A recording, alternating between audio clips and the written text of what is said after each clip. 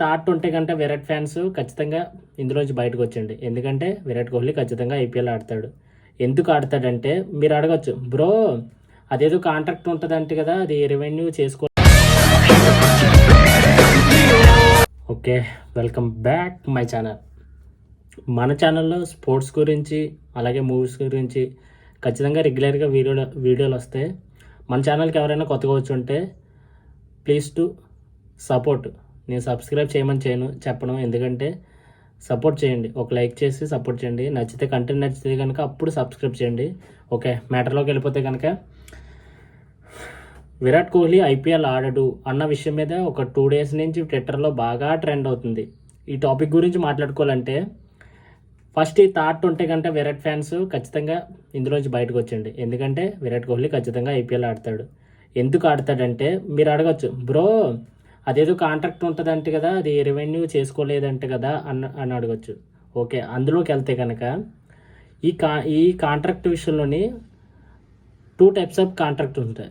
2 types of పాలసీలు ఉంటాయి. ఒకటి ఏంటంటే ప్లేయింగ్ కాంట్రాక్టు, అలాగే కమర్షియల్ కాంట్రాక్ట్. ఈ ప్లేయింగ్ కాంట్రాక్ట్ అనేది ఏంటంటే విరాట్ కోహ్లీ క్రికెట్ ఆడతాడా లేదా, లేకపోతే ఏ బ్రాంచెస్ ఆడతాడు, లేదంటే ఐపీఎల్ యాక్షన్లోకి వచ్చినప్పుడు ఎవరు తీసుకుంటారు అన్న దాని మీద ఈ కాంట్రాక్ట్ ఉంటుంది. ఇది ఖచ్చితంగా అయితే ఆడతాడని ఉందంట. ఓకే, ఇది పక్కన పెడితే కమర్షియల్ కాంట్రాక్ట్కి వచ్చినప్పటికీ మీరు అన్నది కరెక్టే. కమర్షియల్ కాంట్రాక్ట్కి వచ్చినప్పటికి ఏంటంటే మనోడు రెవెన్యూ చేసుకోలేదంట. ఎందుకు చేసుకోలేదంటే ఆర్సీబీ అంటే విరాట్ కోహ్లీ అంటే ఆర్సీబీ, ఇది అందరికీ తెలిసిందే. కాకపోతే ఆర్సీబీకి సంబంధించిన బ్రాండ్స్ ఉంటాయి, కొన్ని పర్సనల్ బ్రాండ్స్ ఉంటాయి అవి, అలాగే కొన్ని బ్రాండ్స్ ఉంటాయి. అవన్నీ ప్రమోట్ చేసేది ఎవరంటే విరాట్ కోహ్లీ ఫేస్ ఉపయోగించుకొని ప్రమోట్ చేస్తూ ఉంటారు. అదేంటంటే వాళ్ళిద్దరి మధ్య ఉండే రిలేషను, అలాగే ప్లస్ సమ్ మనీ ఇస్తారు విరాట్ కోహ్లీకి. అదంతా ఒక రిలేషను, సారీ అదొక కాంట్రాక్ట్. అది ఇప్పుడు దాకా జరిగింది. ఇప్పటి నుంచి ఎందుకు జరగట్లేదంటే మీకు తెలిసి ఉంటుంది, ఆర్సీబీ ఫ్రాంచైజ్ ఓనరు మారబోతున్నారు అనే టాపిక్ కూడా జరుగుతూ ఉంది. ఇప్పుడు ఓనర్ మారిపోతే కనుక మళ్ళీ అదే రిలేషన్లో వెళ్ళాలంటే కష్టం కదా. ఫర్ ఎగ్జాంపుల్ నేను తన దగ్గర మంచి రిలేషన్లో ఉన్నాను కాబట్టి 5 years నుంచి నేను మంచిగా తనతో మూవ్ ఆన్ అవుతున్నాను. ఓకే, అక్కడ వరకు అవుతాయి. ఇప్పుడు మనం ఓనర్ మారినప్పుడు ఆ రిలేషన్ అంత ఇదిగా ఉండొచ్చు, ఉండకపోవచ్చు. అందువల్ల ఏంటంటే ముందులా జరగకపోవచ్చు అన్న ఉద్దేశంతో విరాట్ కోహ్లీ ఇంకా కాంట్రాక్ట్ సైన్ చేయలేదు అన్న, కమర్షియల్ కాంట్రాక్ట్ మీద సైన్ చేయలేదు అన్న ఉద్దేశం ట్రెండ్ అవుతుంది. ఈ మాత్రం దానికి మన విరాట్ ఫ్యాన్స్ అందరూ భయపడుతున్నారు. ఎక్కడ విరాట్ కోహ్లీ ఐపీఎల్ ఆడాడు అన్న ఉద్దేశంతో చాలా భయపడుతున్నాడు. ప్లీజ్ భయపడకండి. ఎందుకు భయపడుతున్నాం అంటే T20 రిటైర్మెంట్ ఇచ్చేసాడు, అలాగే టెస్ట్లు కూడా రిటైర్మెంట్ ఇచ్చేసాడు. 1 day అంటావా, ఎప్పుడో 1 yearకి ఒకసారి అట్లా కనిపిస్తాడన్న ఉండేది.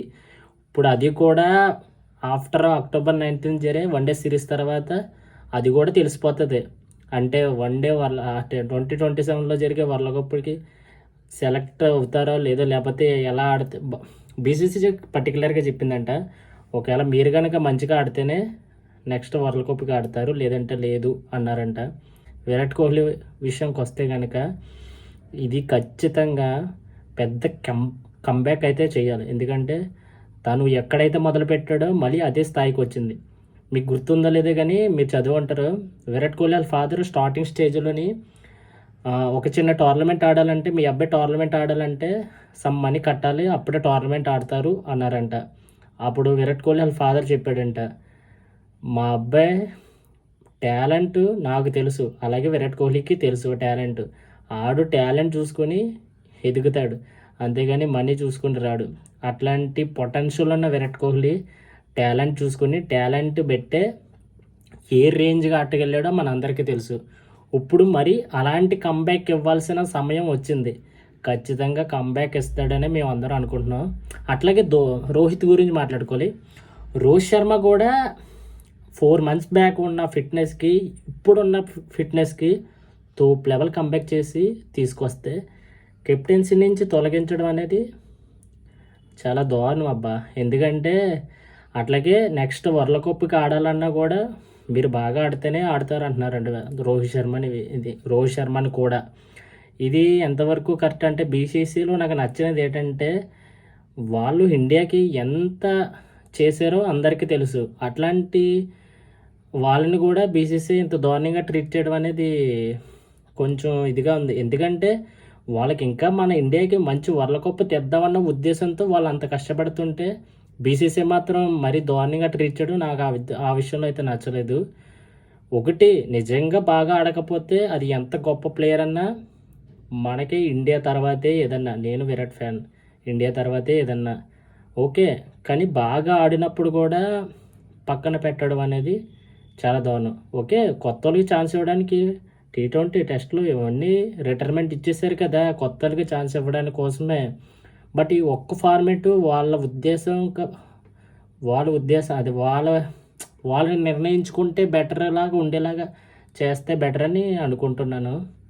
మరి ఏం జరుగుతుందో తెలియదు. ఇంకో విషయం ఏంటంటే మన ఐసీసీ ఉమెన్స్ వరల్డ్ కప్ జరుగుతుంది కదా, మన ఇండియా టీంలోని ఉమెన్స్ ఎట్లా ఆడుతున్నారంటే లాస్ట్ సౌత్ ఆఫ్రికా మ్యాచ్గా నిన్న జరిగిన ఆస్ట్రేలియా మ్యాచ్ చాలా చాలా డిసప్పాయింటింగ్ ఉంది. ఎందుకంటే చాలామంది ఏంటంటే బ్యాటింగ్లో ప్రాబ్లం ఉంది అనుకుంటున్నారు, కానీ బ్యాటింగ్లో ప్రాబ్లం ఒక 30% ఉంటే బౌలింగ్లో ప్రాబ్లం దాదాపు 70% ఉంది.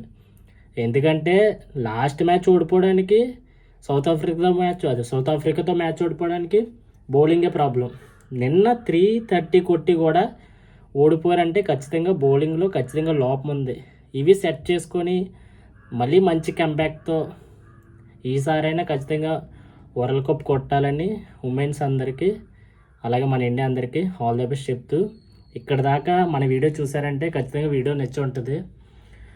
ఒక కొత్త క్రియేటర్కి సపోర్ట్ చేస్తున్నాం అనుకుని ఒక లైక్, ఒక సబ్స్క్రైబ్ చేయండి. నెక్స్ట్ వీడియోలో మళ్ళీ కలుద్దాం. జై హింద్.